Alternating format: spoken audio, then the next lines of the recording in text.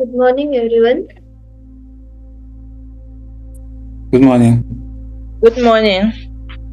Good morning. Morning. I'm Anagha Joshi.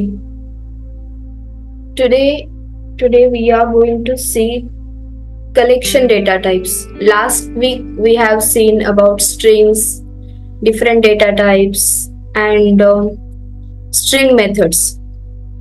So this week we are going to see these collection data types. So there are four of them.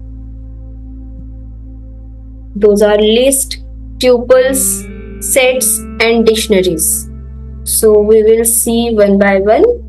Let me share my screen. Yes. Can you see my screen? Yes. Okay. Okay, so let's start with list. So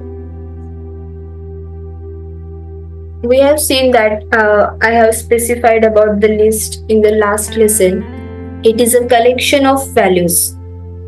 It is a collection of arrays where it is an array. So values can be of any data type like strings, numbers, or it can be fractional numbers, that is float, or anything. List is an ordered collection.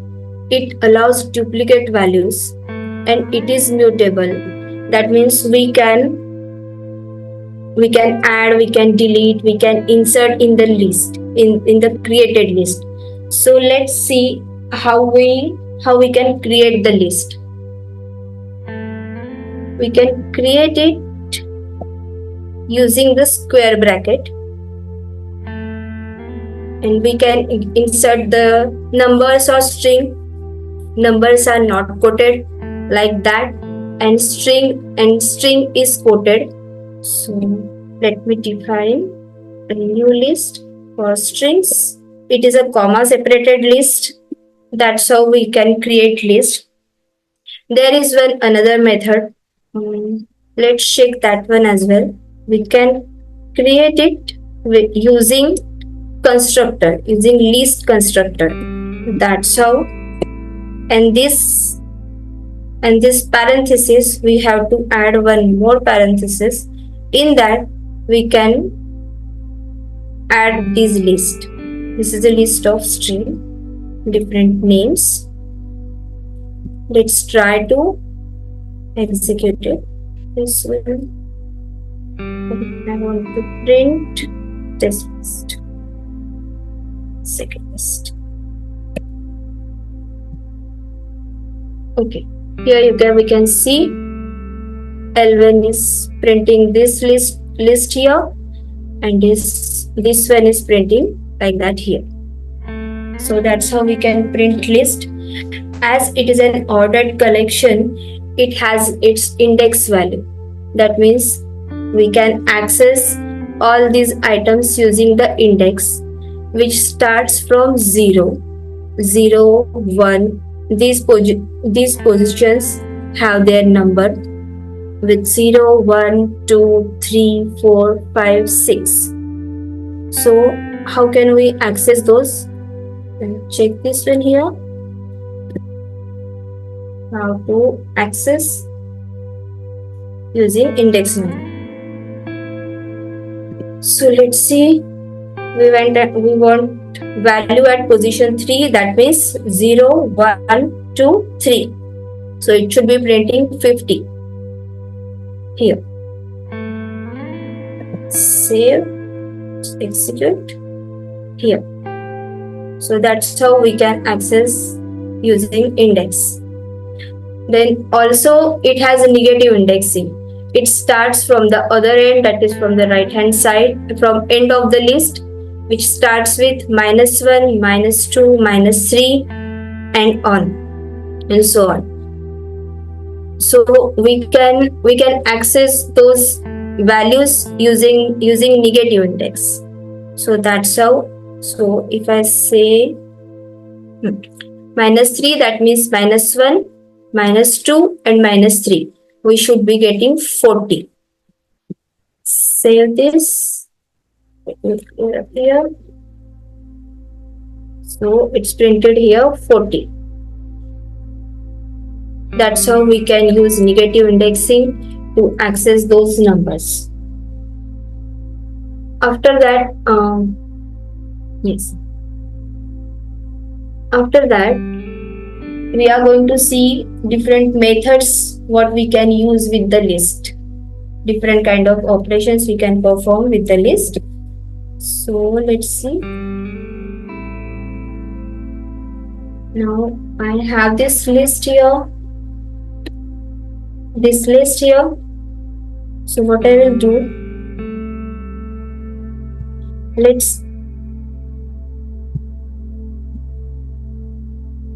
we are going to append the value at end of the list, and then 20, maybe 15. We have 20 there. Although we can insert 20 because list allows duplicate values, but let's just add 15. Let's print this list. Okay. See, it added this value at end of the list. And now if we want to insert, there is this insert function. Here we have to provide two values. We can provide two values. The one is the index position, maybe 2, and the other value is the actual item, what we want to insert at that position. So let's say 45. We'll try to print it.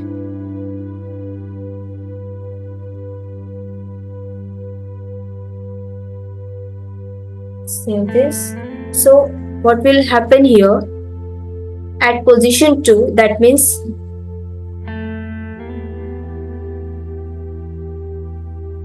we just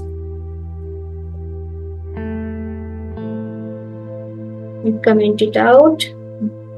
Then here in this list at position 2, that means 0, 1, 2, we are inserting this 45 here, and all these numbers will be shifted on the right hand side. So let's see. Here you can see 30, 20, that is 0, 1, 2. We have inserted this value here, and all other are shifted towards right. So that's how we can insert in the existing list. Then there is this other function. What we are doing here, we are counting. Let me write it down. Yes, there is this count function. We can use this function to see if that to count the number of occurrences for the provided value. So now if I am inserting here something, maybe 40, let's insert 40 here. Then I will try to count 40, number of occurrences for 40. Let's see. I should be getting, after insertion of 40 here, 2. So let's see.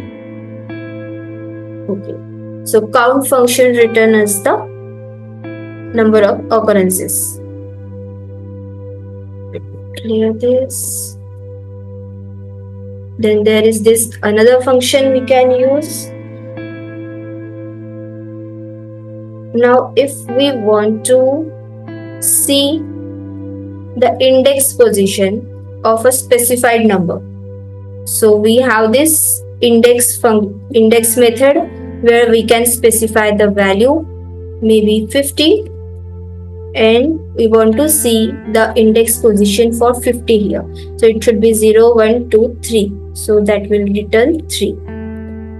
Save and let's execute it.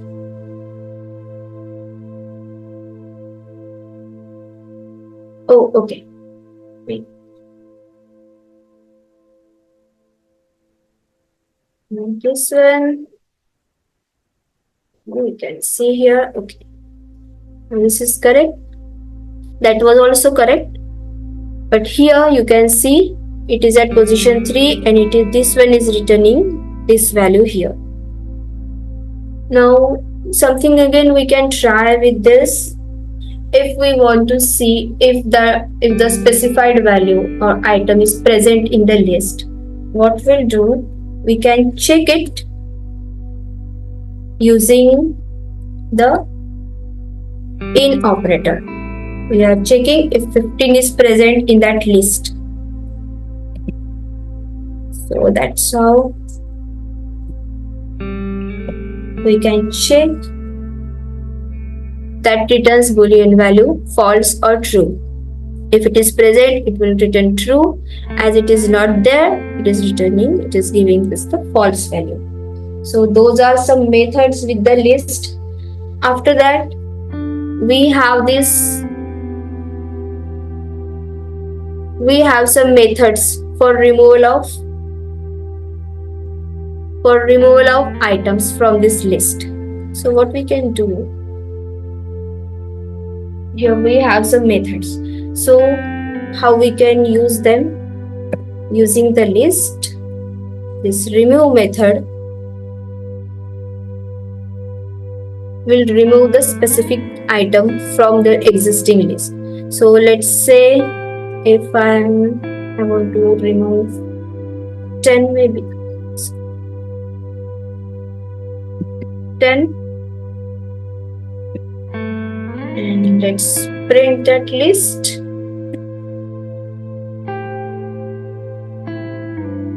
Save.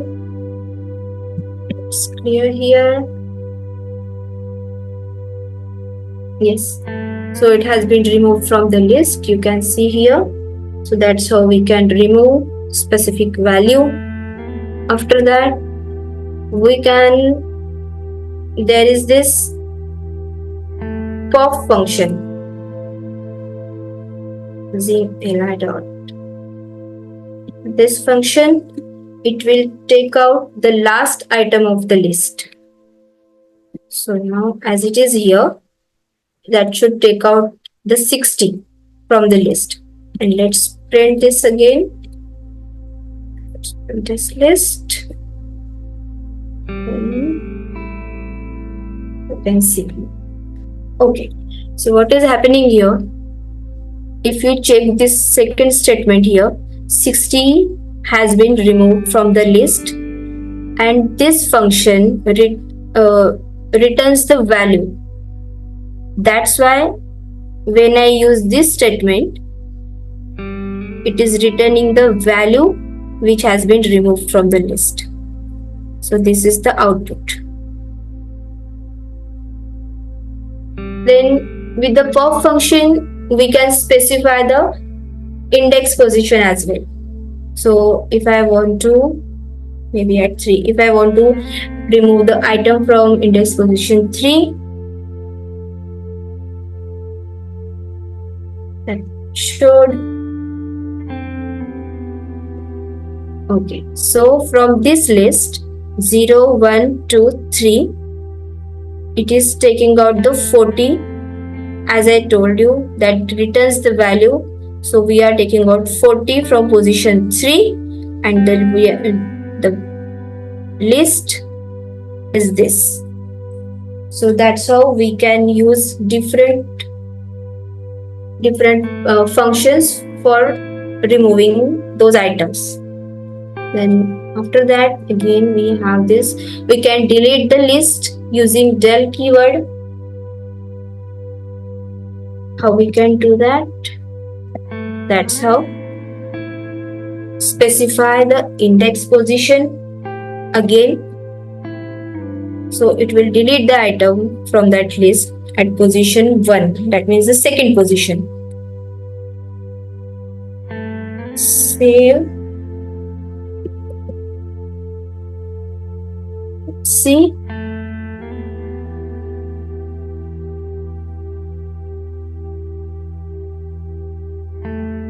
Because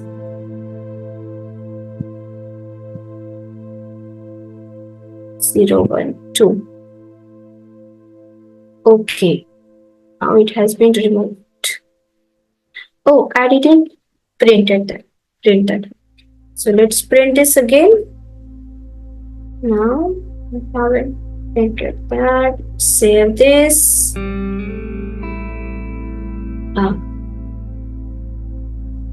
So here 0, 1, 2, 3, 4. So out of which I specified first position, so that it has been deleted. Then with delete function we can give the range as well, like from first position, from position 0 to maybe 2, as of course this is the last one. This position will be excluded. So let's see the result. Let me clear this here.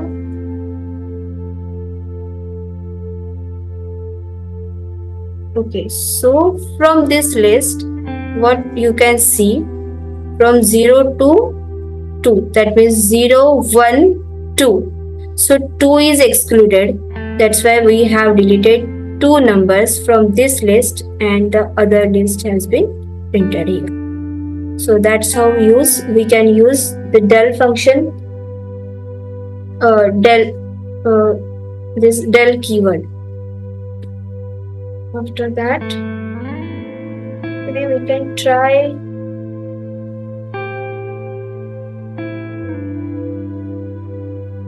that will delete the whole list. And if I try to print that list, I should get that error because the list is not present there. Yes. So here we got this name error because it has been deleted here, and now we are trying to print it. That means the list is not present. It's not present there. So that's how we can use all these functions. Then there are some other general purpose methods as well, which we can perform with the list. So let's use the same list. Okay. What we can do, let's try to print maximum number from the list using this max function. So I'm providing the list here. That should print the value, the largest value among the list.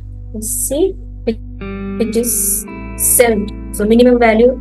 Can you guys still listen to me? Yes. Okay, I just had some. Okay. So let's check this one out here. So this is the minimum value present in that list, smallest number. Then we have this other function which is a sum function. It will add all list items, all values from the list, and we will get the addition, that is 280. So addition of all these numbers is 280. What we can do again, we can reverse this. We want to change the order, not order, we want to just reverse that list.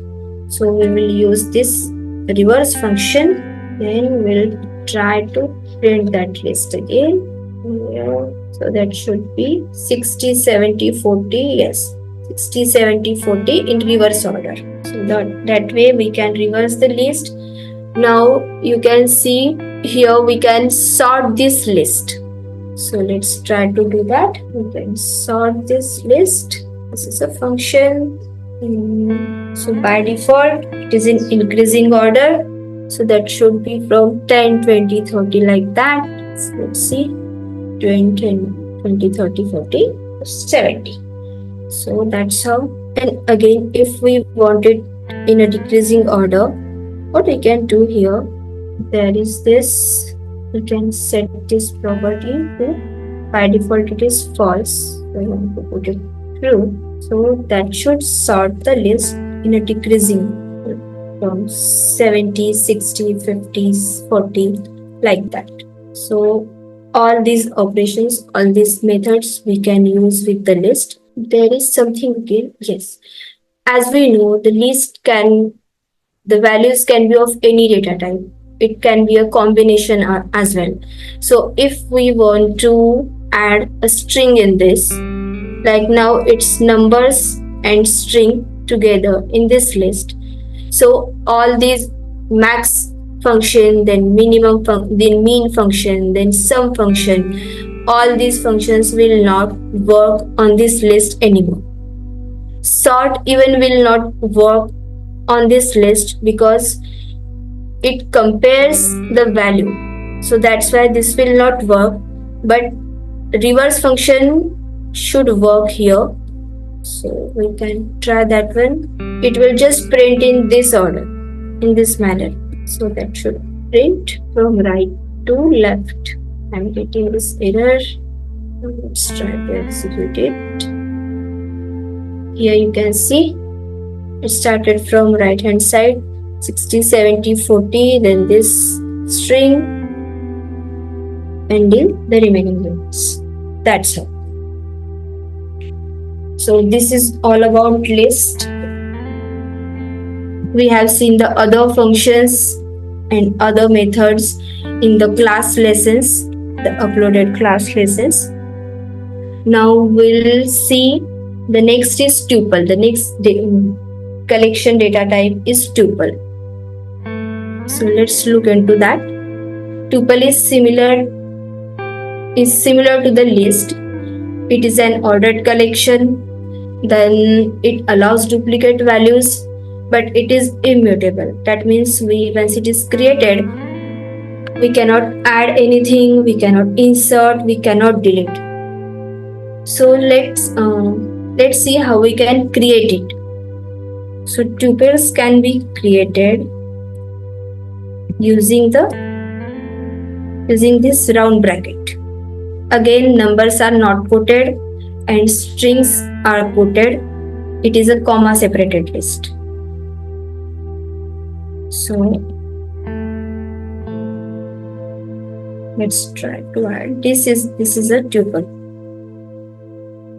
As it is an ordered collection, it has index values which starts from 0, 1, 2, 3, 4, 5.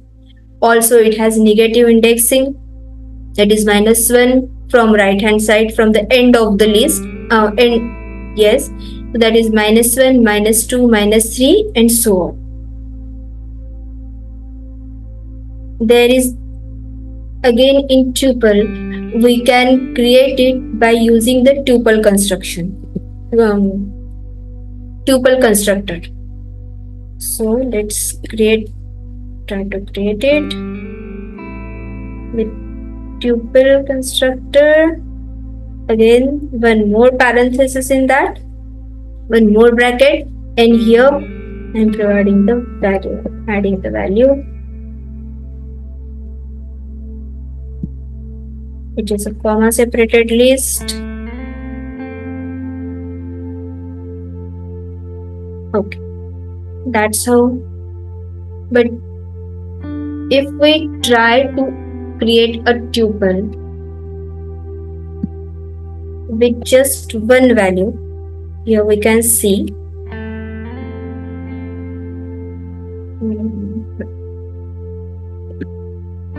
let's shift, and what I will do, I will add one value and I want to make it as a tuple. So let's try to print first those ones. Print this.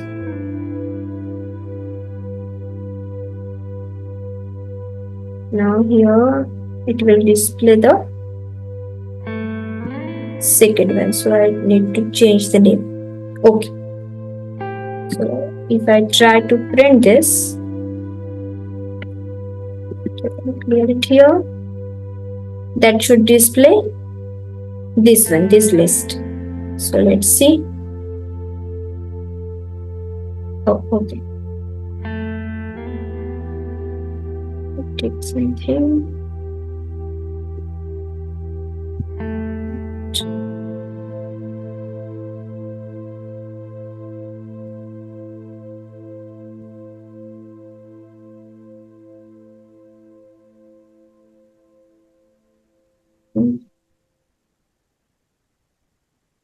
See, okay. Now this is the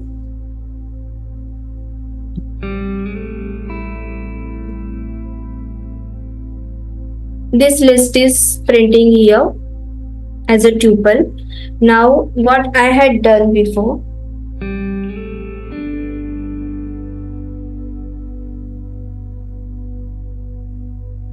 I have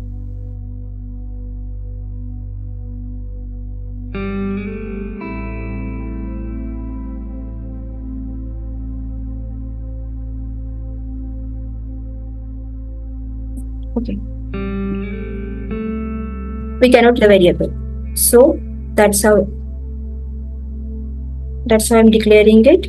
The third, what I was trying to explain is tuple 3, which will have just one value. Okay. And now if I want to print, I want to see the type of this tuple,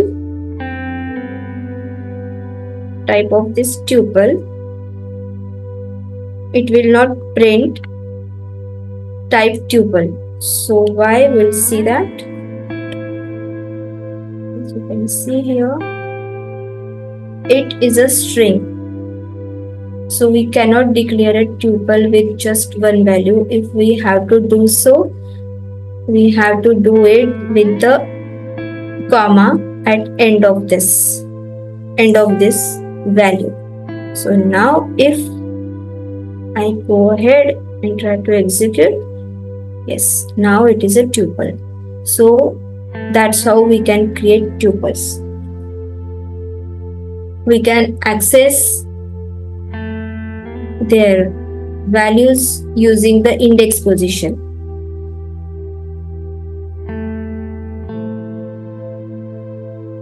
Here I can use it, like it starts from 0, 1, 2. So let's try to print 3 here. Let's just take it out. It is printing 3.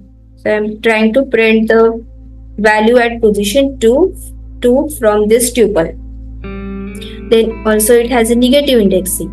So let's try to do it with the negative indexing. That is -1, -2. That should print 5 here. It is printing 5 here.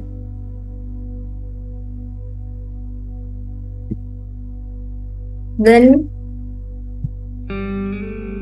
as we know that tuples are immutable. That means we cannot add, we cannot delete, we cannot insert anything. So what kind of operations we can perform with the tuples? So we can concatenate two tuples. We can join two tuples.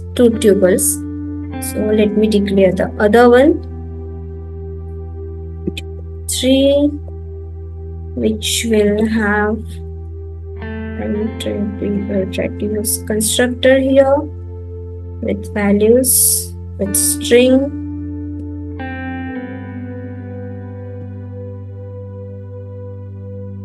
Okay. Then I will do how we can achieve that one.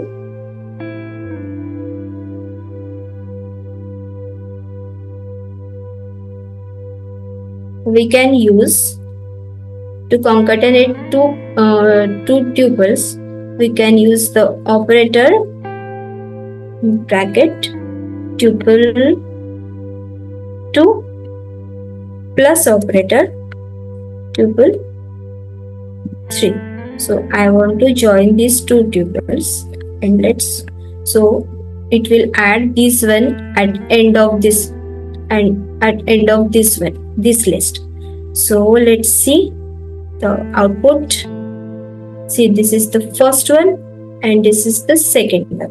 That's how we can concatenate two tuples. Then we can do nesting, that is tuple inside tuple. As we have these two tuples, we'll try to do that using what I want to do here. I will provide these two in this bracket, and then we'll print out the new one. So I should be getting two separate lists.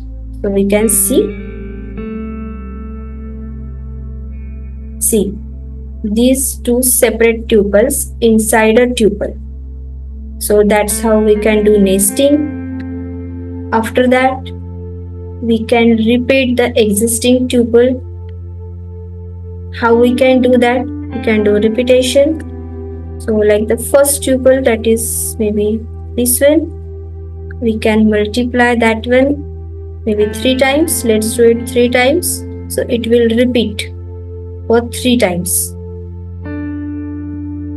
So here, I'll try to run it. Yes. Here you can see this one here.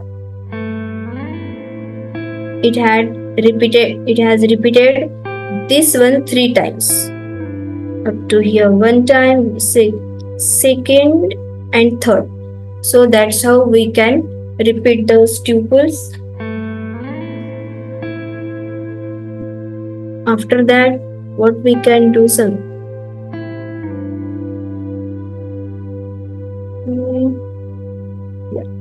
Now we have seen slicing in the string.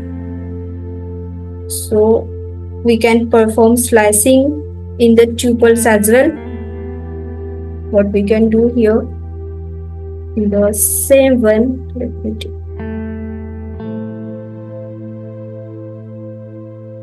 stick out this.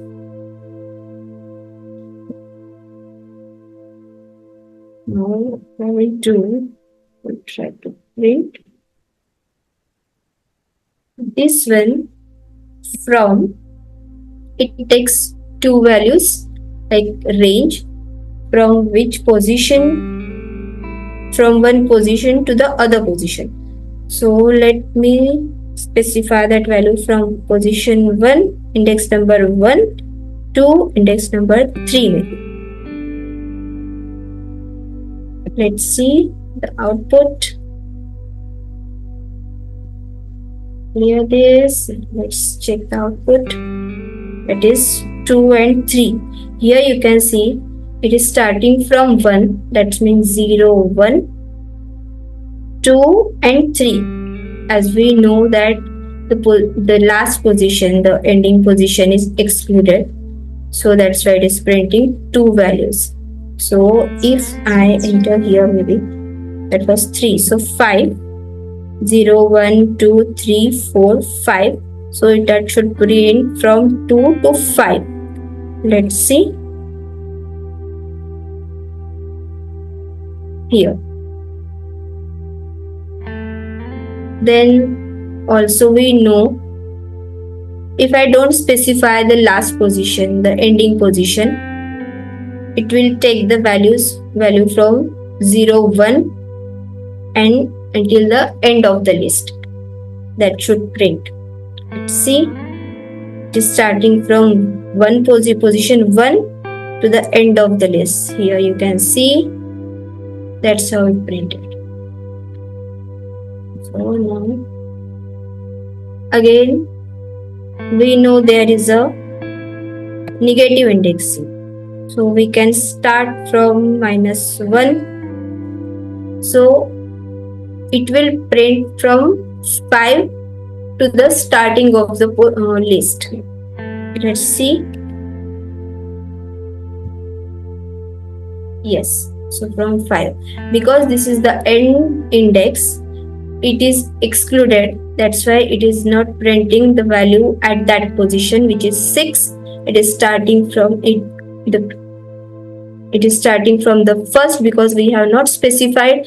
So it is starting from here and it is reaching up to here, and it is excluding this specified index position.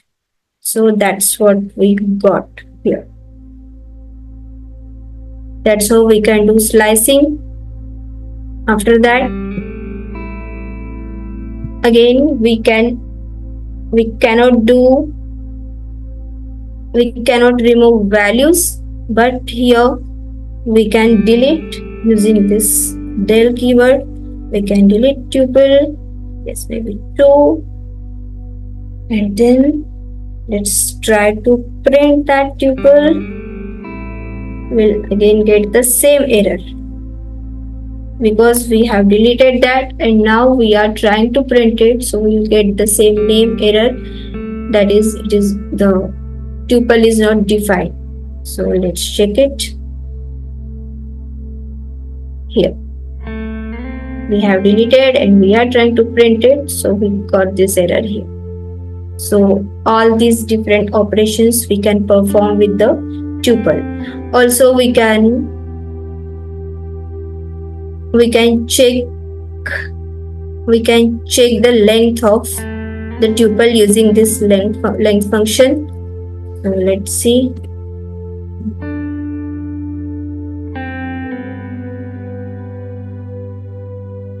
Yes. So 1, 2, 3, 4, 5, 6. The length of this tuple is 6. So all these operations, different operations, we can perform with the tuples. This is all about list and tuples. For the further collection data types, which are sets and dictionaries, Mr. Edmund will guide us. Thank you so much. Yeah, thank you, Miss Anna. Thank you very much. It's a very good lesson. Okay, hello everyone. My name is Edmund Kaboi, and I will be taking us on the other 2 data types, the data collection types we have. I'll be sharing my screen so we can see them.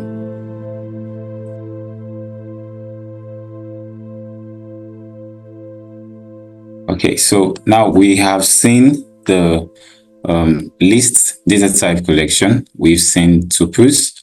Now we have ideas how they are created. So first, let's look at dictionaries. Let's talk about dictionaries. So dictionaries are sometimes referred to as mappings or hash tables. They all basically mean the same thing. So what dictionary is, it's a key pair that does not retain order, unlike when we have for tuples. So it's an unordered type of data structures or collection. So to create a dictionary, we use curly braces, something like this. So I'll say my dictionary.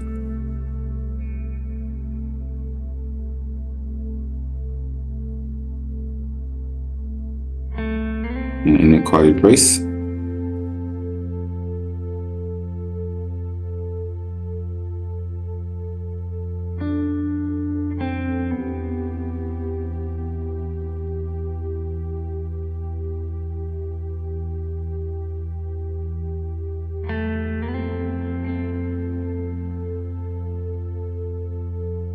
So we have a name associated with the value, and we separate that with a colon, as we have here.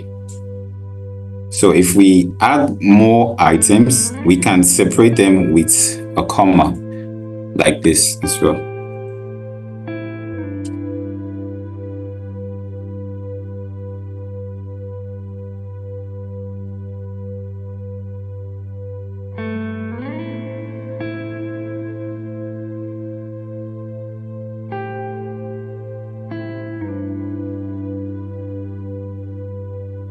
So if we want to, if we have two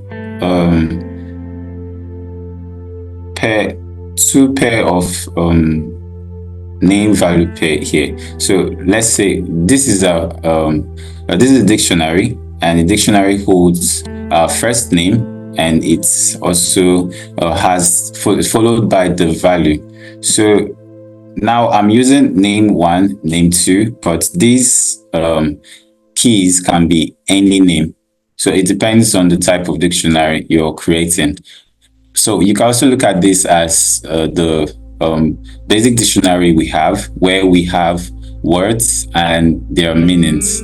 So it's same as this, where we have a name and then paired with a value that's going to be the value for the name. All right, so here so if we want to get a specific value from a dictionary, all we have to do is refer the name like this. So I'm going to use the print statement.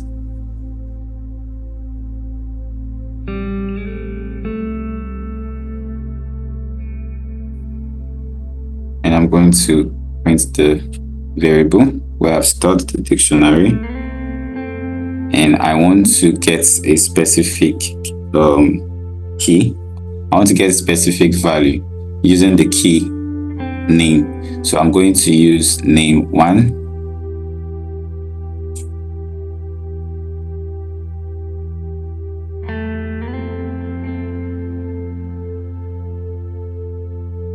So here I'm referring to the name 1, and if I run my code, we get the value 1, which is assigned to name 1, as it is in the dictionary. So let's try something more interesting.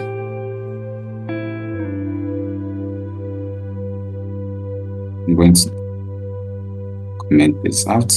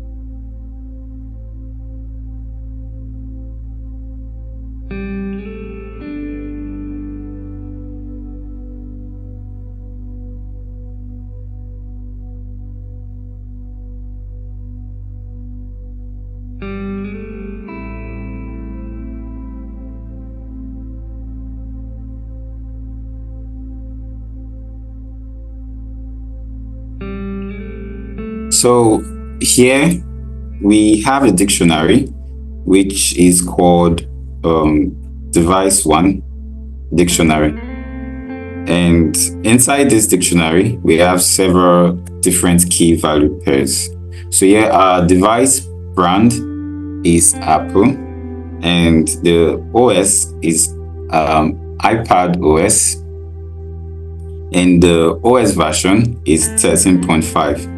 So in a similar way, if we wanted to get information about the brand, all we have to do is mention the variable and then refer the specific item we are looking for. Now, in this case, it's the brand we are going to use to get the value. So I'll print this.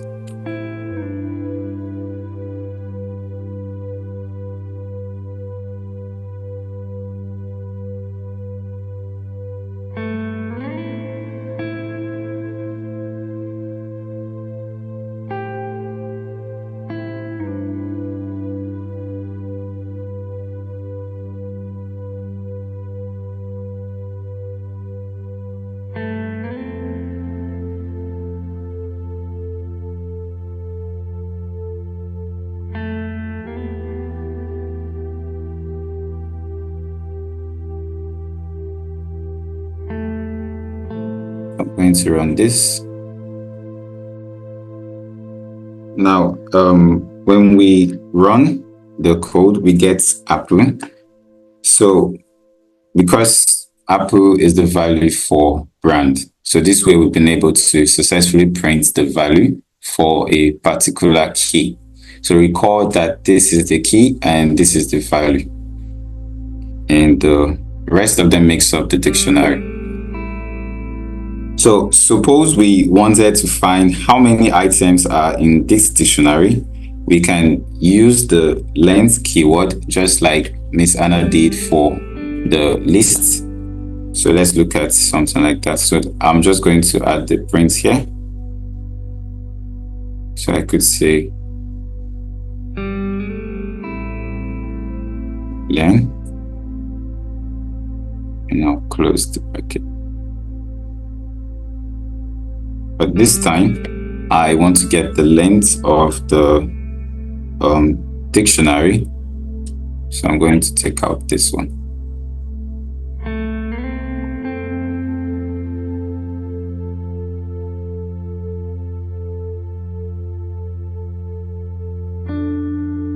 So we have 3 because we have 3 key pair values in our dictionary, which is for brand, OS, and the OS version. So we can see, okay, let's add another dictionary, which is going to be a second device. So I'll just copy this.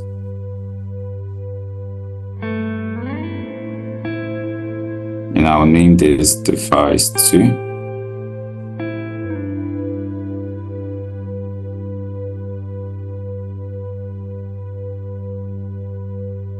And this time, our brand would be, let's use Samsung.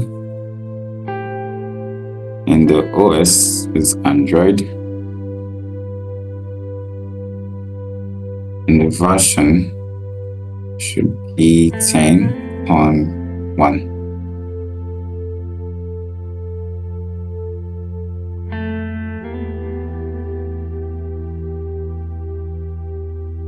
Okay, so we have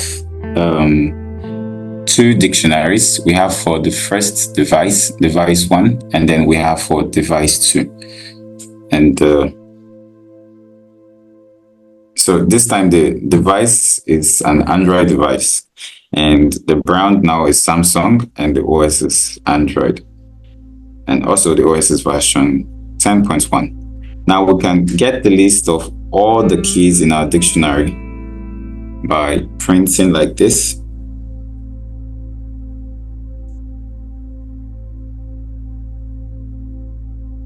I'm going to use this, but I won't be needing the length.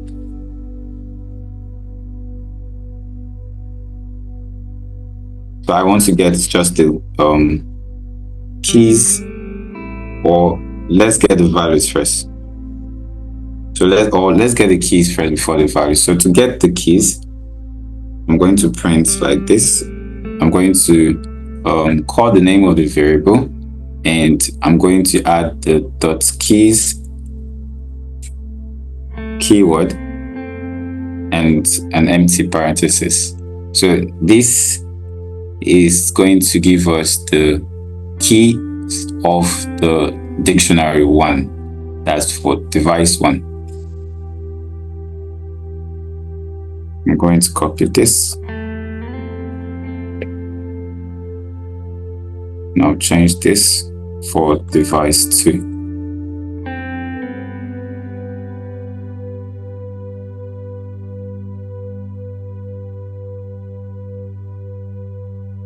I'm going to run this. Now we can see all the keys. So first we have brand, and then we have the OS, and then we have the version. So just using the keys method gives us only the keys, and it's also likewise for the values as well. So if we want to get the values, all we have to do is change the method to values.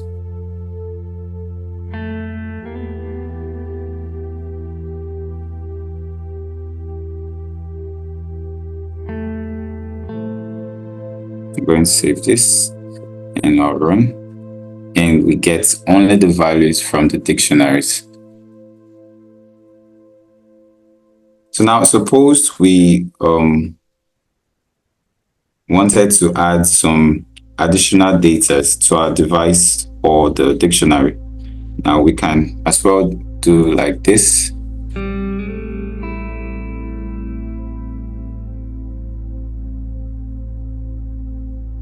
So let me add to device 1.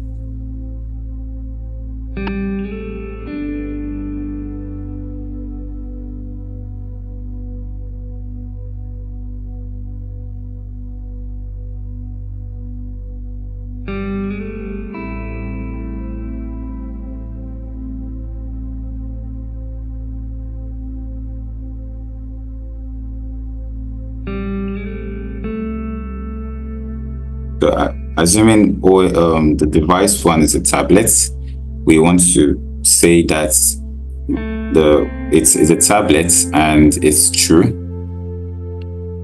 So this is just for us to see that we can as well add Boolean type of data in a dictionary. So this is just to say that we are adding the key and the value is true.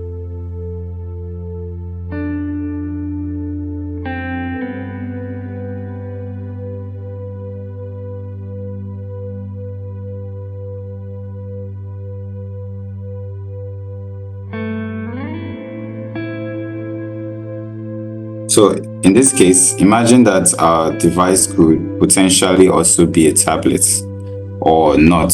So it's not certain, but we're just trying to create a dictionary for it. So we are adding this extra data point, which is tablet, and it will have a value of true. So now to get a list of all items in our dictionary, we can use the .items. We have seen how to get the keys, which we had for the first print, and we also seen how to get the values like we have here. So now we've added an extra item to the device 1, and we want to print out all the values and keys inside the dictionaries. So the method is the .item.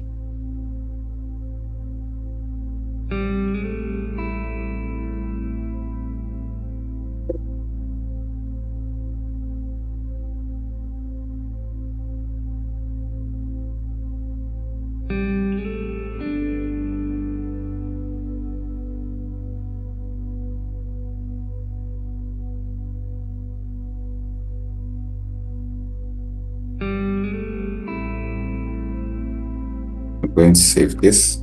So keep in mind that to get the keys, I use .keys for the first one and .values to get the values. And if I now want to get both, I am using the .items. So I'm going to print this first.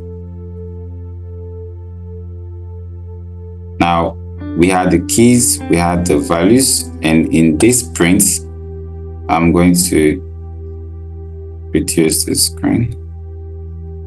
So I'm going to increase the size so we see the whole print.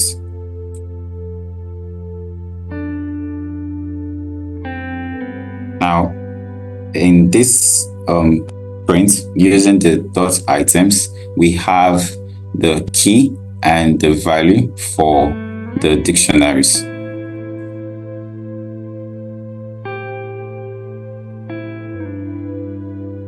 And then we can also see that the item which we added, which is tablet, and the value is true, has been added to the first device, which is dictionary 1. So one other way to get data from our dictionary is to use the .get instead of the square brackets we have here. So I'm going to change this.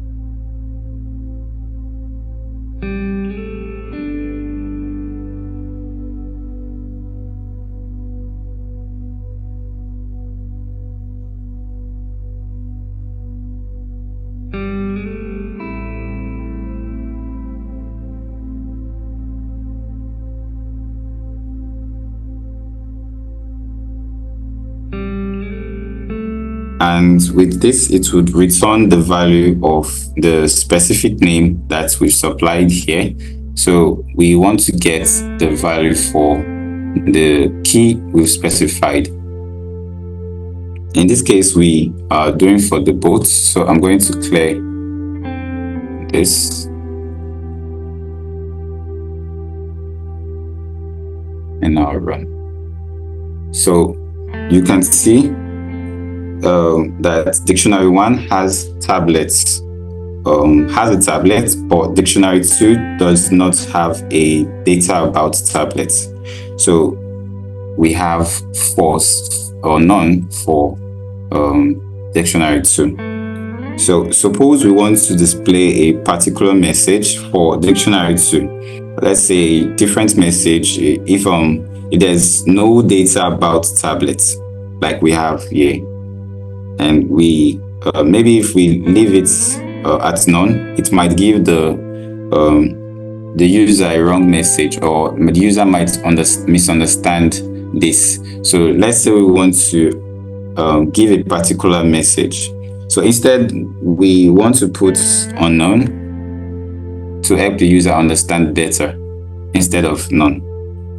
So to do that, we just have to add one extra input here for the get method, and here we would write unknown.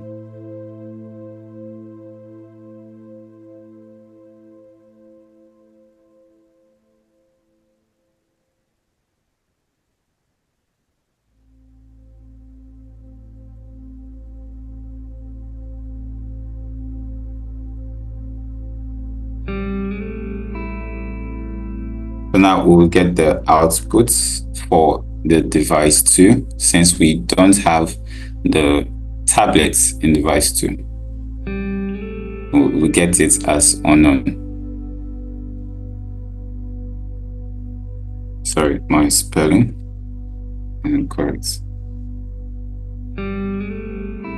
So we get unknown instead of the default output, which was none. So this will be able to tell the user that this device is not, or this particular key is not known in this device. So now let's say we want to remove items in a dictionary. To do that, we can use the del keyword for delete. So just like the illustration Miss Anna did, we can use the del keyword, and let's say we want to delete the brand from device 1. So we call the variable, and in a square bracket we mention the key that we want to delete. So here let's delete the brand,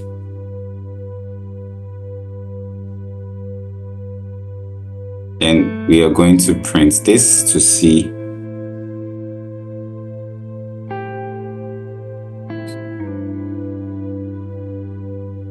I'll put this in the comments. And this time we're not trying to get a particular brand, we want to get all items, so the items.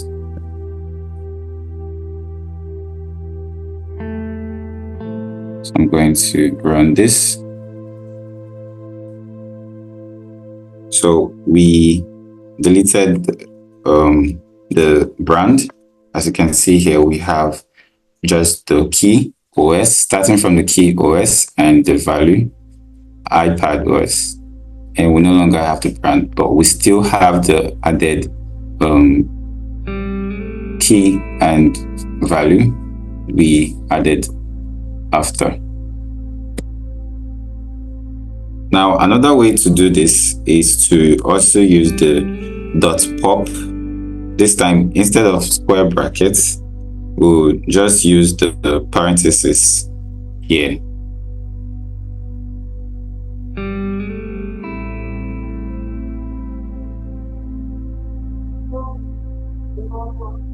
So we are going to say that device 1 .pop, and in the parentheses we want to specify the key that we're deleting. So let's see if this gives us the same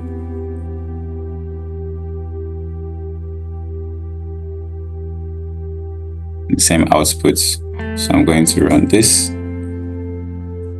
and we still don't have the brand. So the brand has been successfully popped out from the dictionary. And you also notice that everything is usually surrounded in dict items, that is DIC_items in the bracket. Now, if I wanted to remove that specific part, I can just convert this into a list like this. So I'll take out this one.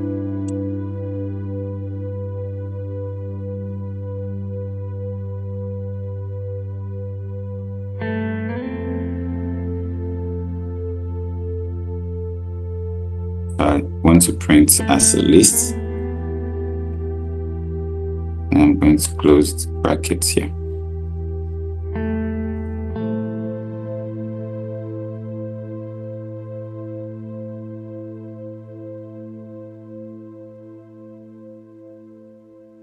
So now you can see that everything here has been converted into a list. This is now a list of tuples.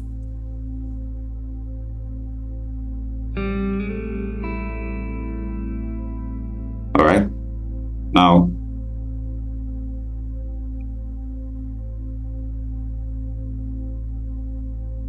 we're going to move to the next data type. We're going to look at sets. So before we move, if there are any questions, please feel free to ask before we move to sets.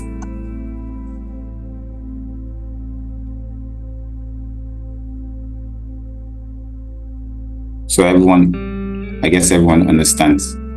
Okay, so Set is an unordered collection of unique elements, and to create a set, we use curly braces like this. So I'll put this in a variable called mySet, and in the curly braces, I'm going to add my items. Say item 1,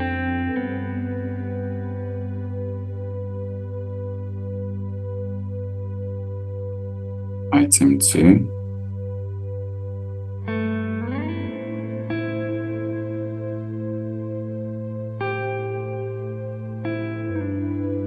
and item 3.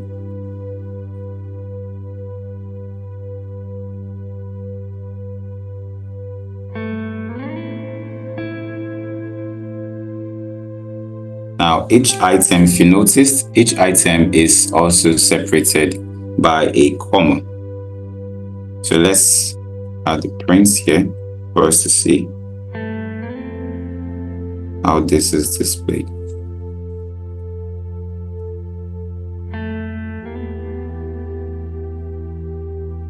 Now you can see we have the same items that we've passed to the sets in the variable. So unlike lists or tuples, there are no specific order, as you can see in the outputs. Now let's look at how we can add items to our sets. So if you don't understand what I mean by the order, I could reprint this again. Okay, so I'm going to run this again.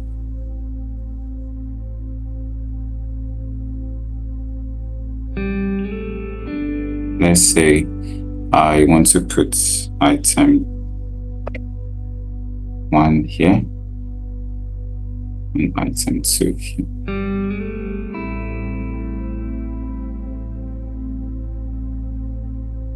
Now you can see that when I run this code, I don't have the items displayed according to the order I have added them to the sets.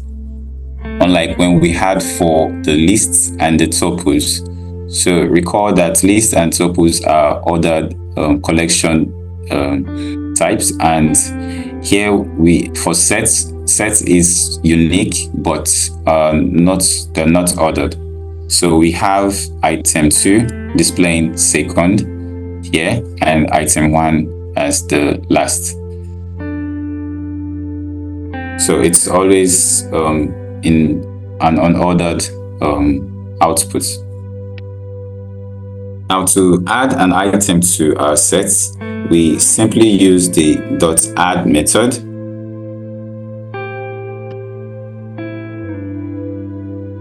So I'm going to add more items.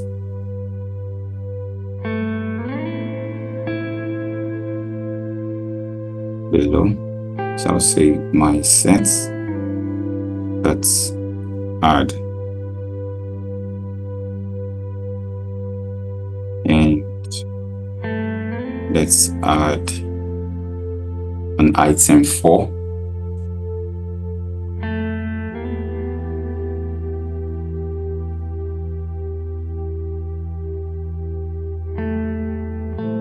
Now, if I print this, we're going to get item 4 added, and it's still not ordered. So unlike when we do this for order for the list, not tuple, we always get it ordered, but still we added item 4, and item 4 is not in the order in which we added the item. So suppose we want to add more items, we can repeat this.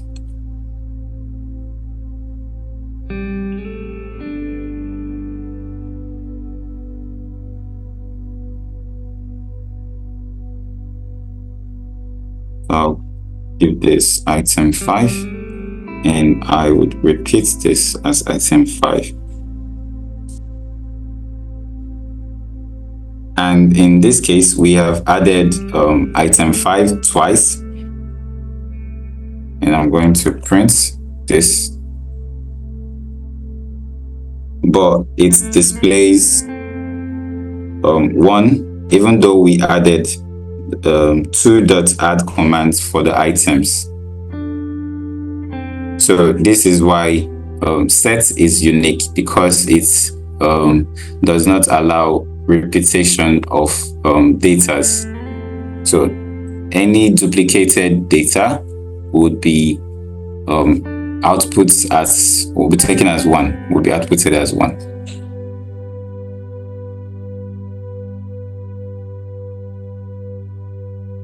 So that's why we have only one occurrence of item 5 in our set. So now let's try to remove an item from our set. Here we can use the .remove method. So I could say my set, so let me give a space. My set .remove item 4. And I'm going to print this. And we see that we no longer have item 4 because item 4 has been removed. Now, one interesting thing we can use a set for is to remove duplicates from a list. So this might be a bit complicated, but it's very useful when we are writing our codes or developing a particular data collection. So here, I'm going to create a new list. Comment all this.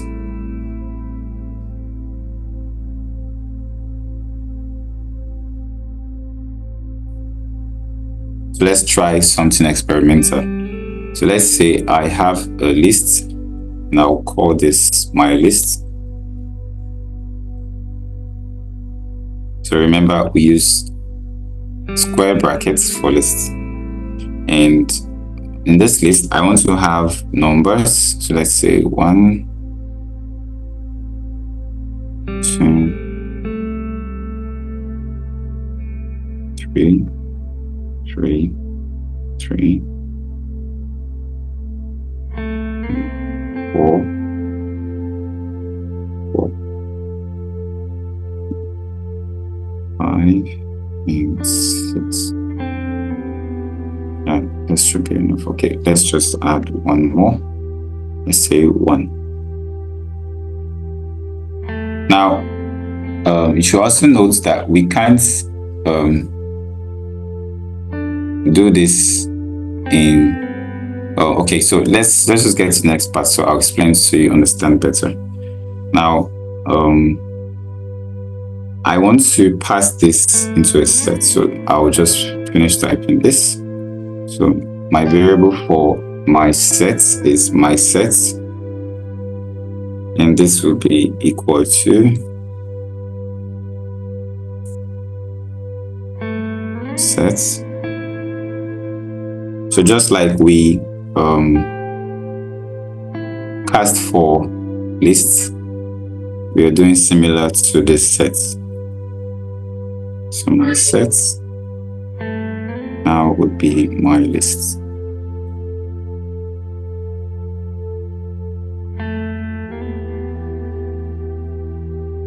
So in this case here, we have a list, and in this list, we have a whole bunch of duplicates. We have lots of trees, some 4 duplicates, and even 1 at the end. So in order to convert this list into a set, we just have to use a set keyword and then surround the list. So that's what we have here. So this means this list has been converted to a set, and we are assigning that to my set variable. So now if I run my code, I'm going to add a print my set.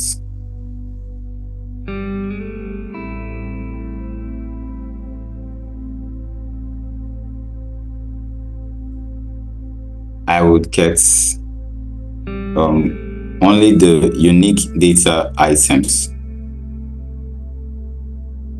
So you see the usefulness of sets. So because the list here we have has repeated values, and it's actually not well ordered, we converted it to a set and we stored it in the set variable. So when we print the sets, we now have the unique values printed as only, and it's eliminated the duplicated values. So this is very useful when we're having a large data collection program and we already maybe have so many duplicated of datas. So you can see this trick works well. Now I can also just easily convert this back into a list like this. So I would say my list.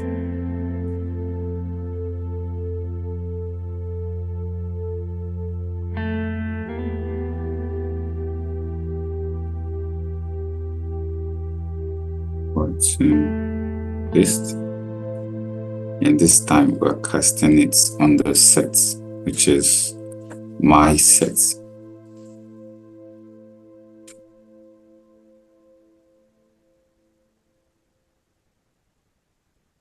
Sorry, name is my sets. So I'm going to print my list. So we see also it's casted as a list.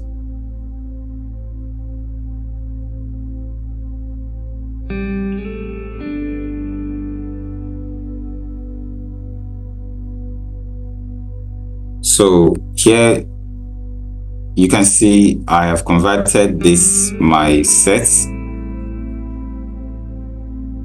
variable back into a list.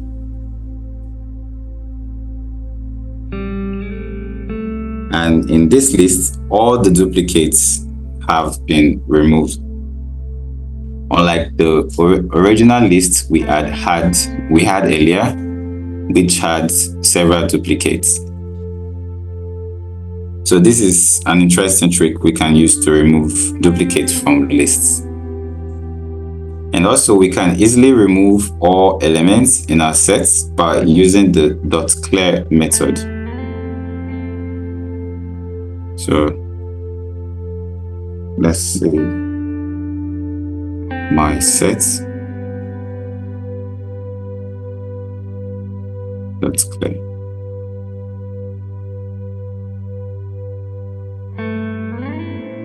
And I'm going to print my sets.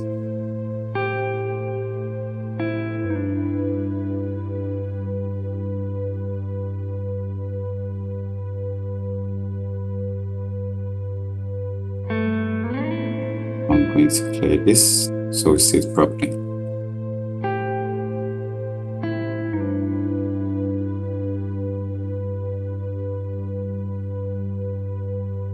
Now you can see that we no longer have any data in my sets because we've cleared it.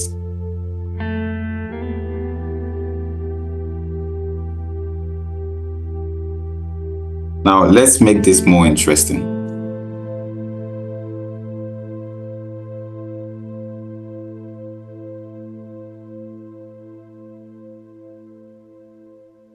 Going to create new sets and call this set 1.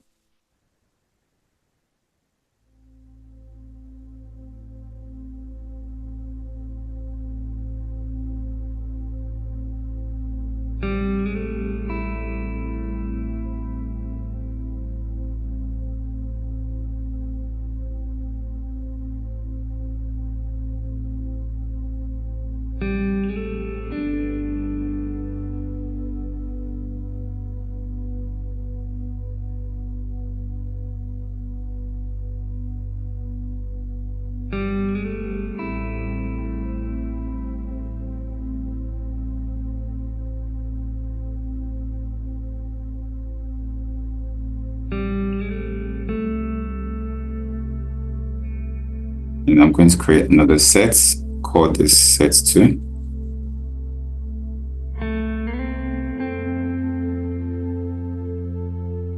Right this time. And H2O. So we're basically going to have more of numbers here.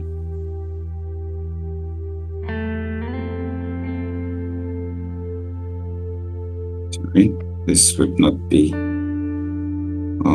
Okay, so let's leave it in a string.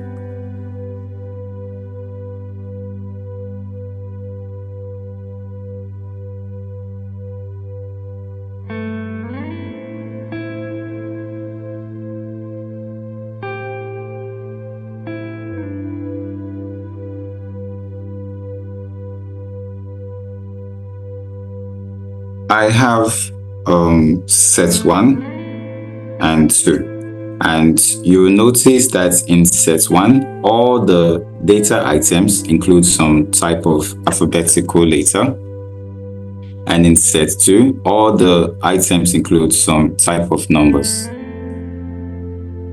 And that's the difference between this set 1 and set 2. So suppose I want to basically get all the data items that are in set 1 and set 2. That is the combination of everything here. So in order to do that, we are going to use a keyword or a method called union. Okay, and this will show the data items that we have.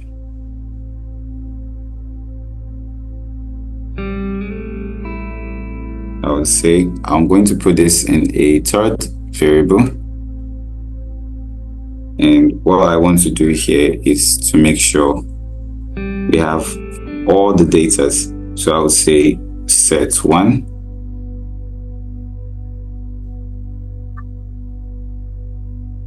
that's union, like I mentioned, and we want to get all the data from set 2.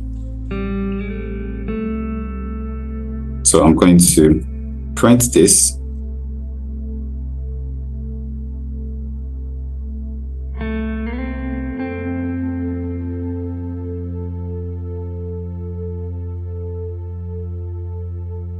So now we have both sets combined. We have including the numbers and the text. And remember, a set is not ordered, so we don't have them in any other form or formats. So now suppose instead of displaying everything that is in both sets, let's say I want to only display the common items, that is items that exist in both set 1 and set 2, which consist of both the numbers and letters. So in this case, we'll use a different method, and this method is called the intersection method. I'll comment this out.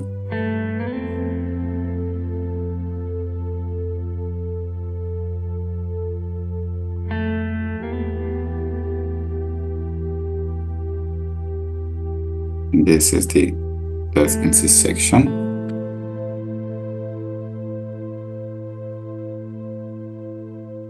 Save this.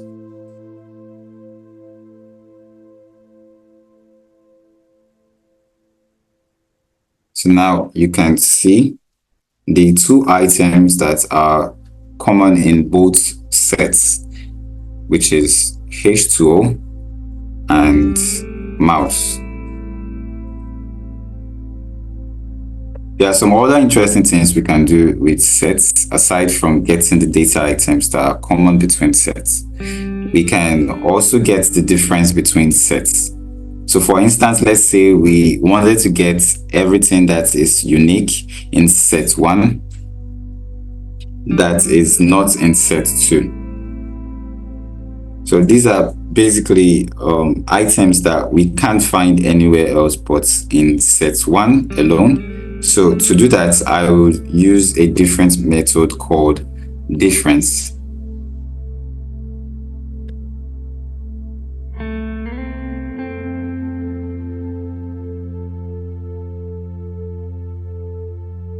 This will be the difference instead of the dot intersection.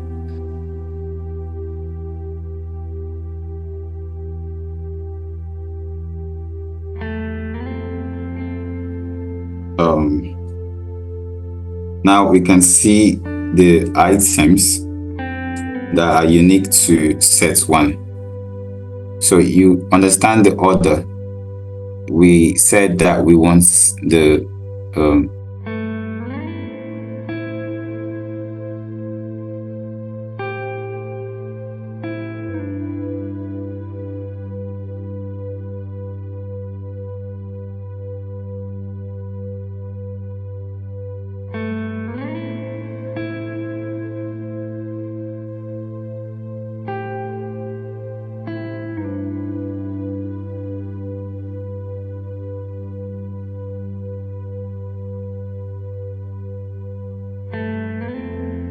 So in similar manner, I can also flip this around. Sorry, can everyone hear me? Yes. Okay. So in similar manner, let's flip this around. So instead of we checking for the unique items in set 1 that are not in any other set, let's switch to set 2. And then we'll make this set 1.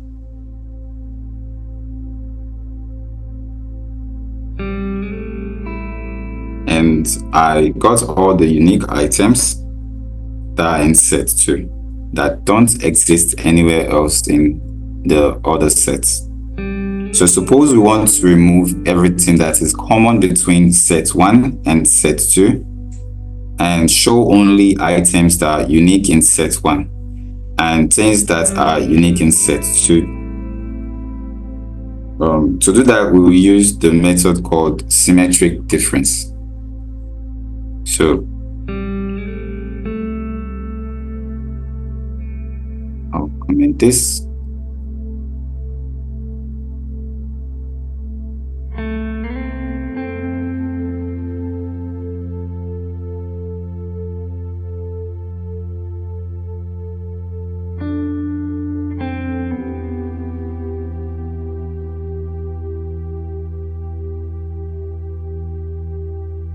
Set this.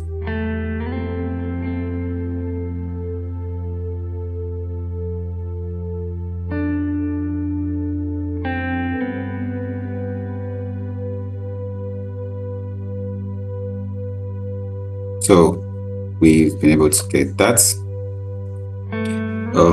We can also check if one set is inside or within another set. And we can do that with the method called a subset. So I'm just going to quickly do this because of time.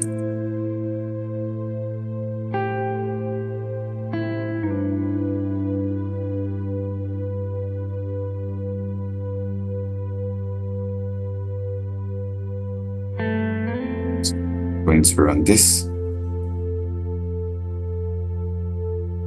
So this, I get false because set 2 is not a subset of set 1. They are quite different sets entirely, but they have things in common. And to get the opposite, we can use another method called its superset.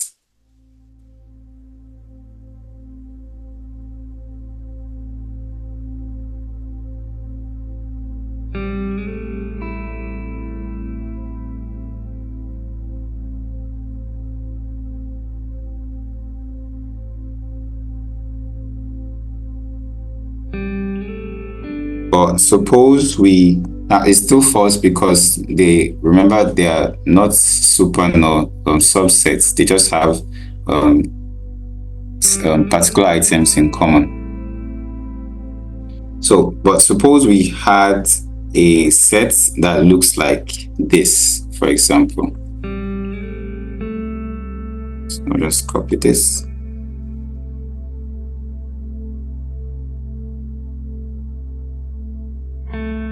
Say this is 1, 2, 3, 4, and this is 2, and this is 3.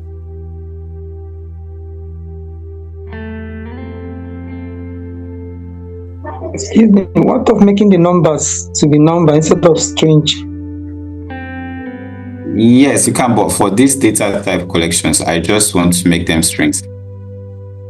So I can manipulate them, because you could get some complications. So I'm going to explain that too, but let's just finish this. I'm going to explain why I can't use them like that. So for the subsets, we see that set 2 is a subset of set 1, because all the items in set 2 are in set 1. So if I do set 3 is subset, let's use subset.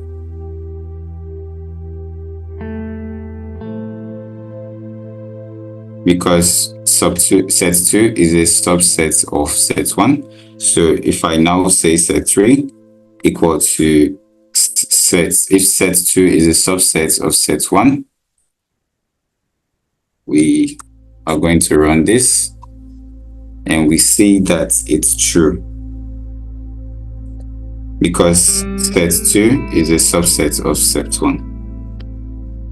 So let's just look at, time is quickly running out. So let's just look at one last method. And this method is called disjoint.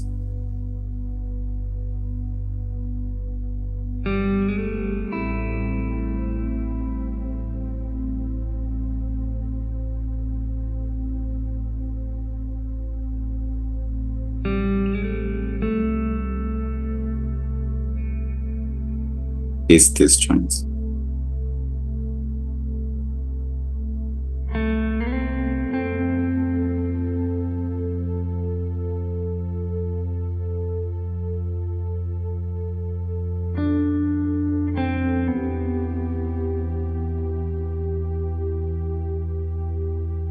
I'm going to run this. Now, this return false because the sets actually intersect each other.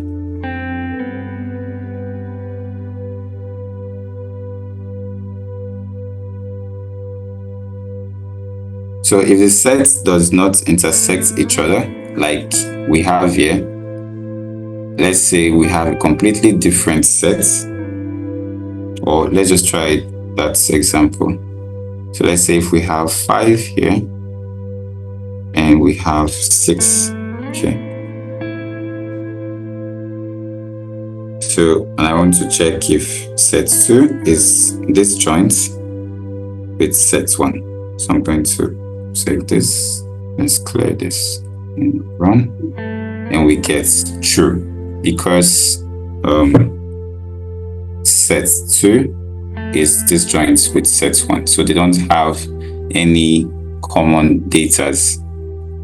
Now, I specifically used the string type because if I, for example, I am combining these datas and I want to be sure that everything I'm doing here is string, so I don't get any error that could bring me back to a particular condition. So you notice that we can use either the number or we can use it as a string, just like we have here.